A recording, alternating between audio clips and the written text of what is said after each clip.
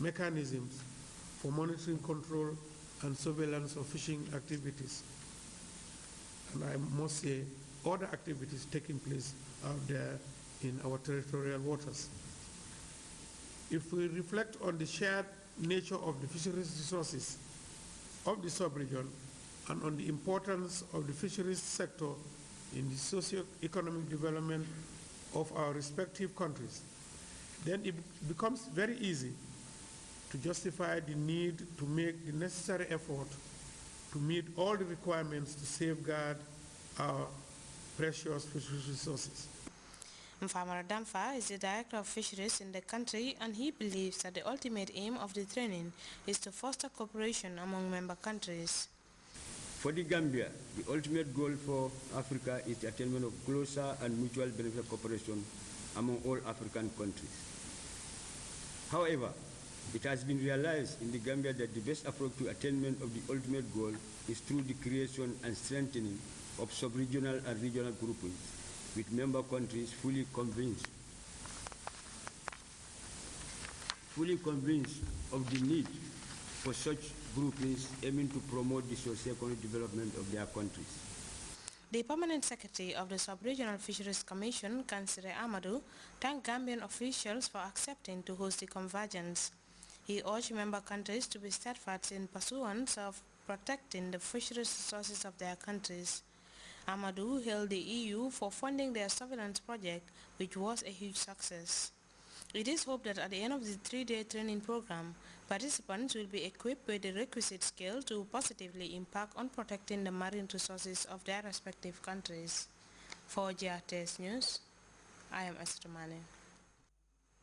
The Gambia International Airlines informs intending pilgrims to the Kingdom of Saudi Arabia that the last aircraft is scheduled to depart Banjul tomorrow, Tuesday, the 2nd of October 2012.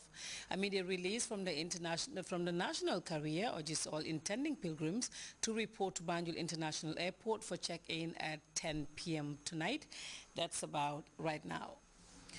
Officials of the Ministry of Finance and Economic Affairs Monday revealed to the National Assembly PAC and PEC select committees of progress made on the reinforcement of the 2011 recommendations made by committees for the financial, social and political viability of the government and public services, institutions, enterprises and agencies.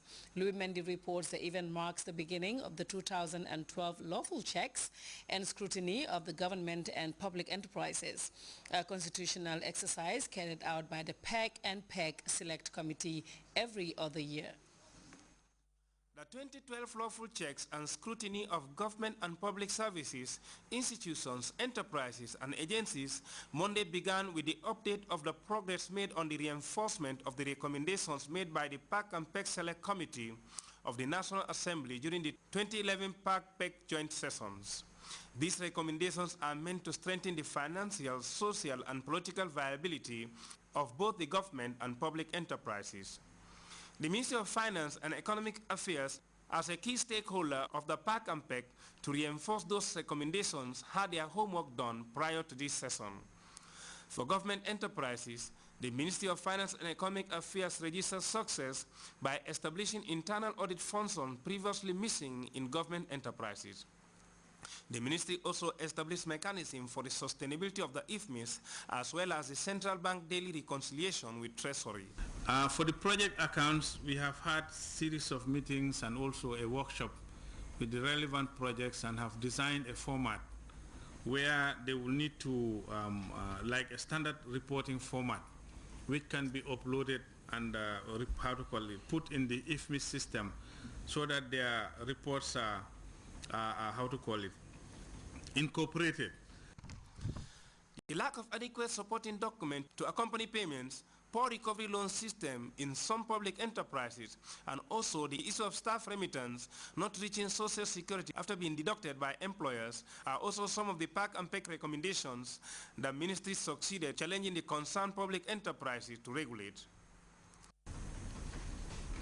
I would want to give you an update on also some of the staff who had committed fraud and some of their cases were being taken up at the level of the Ministry of Justice.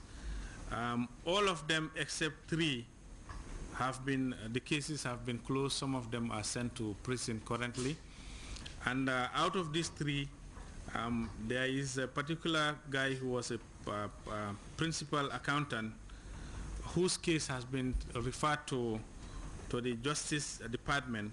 However, I think there are problems in terms of following up because the guy has a serious health problem currently. He was involved in an accident. Congratulated for the job well done, the Park and Pec Select Committee was still critical of the Ministry of Finance and Economic Affairs for not accomplishing some issues as recommended. We have a lot of other institutions, government and public institutions, that are renting. And usually rent is very high. And over a period of 5 years, those rent collected could have even provided for a permanent space for these public institutions. And I remember we recommended the government urgently consider building centralized offices to accommodate these public enterprises and minimize rent, payment of rent from central government. I don't know what is your reaction or what policy actions are being taken. Made, but we would like to know those that have now got one and not. And also the non-payment of social security dues and also income tax, which we are very much concerned about because they are very important to the lives of the workers, and so we feel that they should be paid and paid on time. But we mentioned that the status of the AMRC has to be revisited.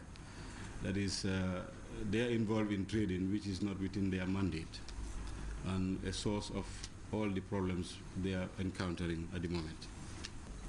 We have all learned that the GIA made a losses of 84 million through Jacques Janou under GS Aviation, and it was recommended by this committee that Jacques Janou should be pursued through Interpol for him to account for this 84 million. Government has done its part in trying to get Jacques Janou through Interpol, but unfortunately there is still a problem. The Park and Pay Committee recognized that all the 2011 recommendations are met by concerned institutions.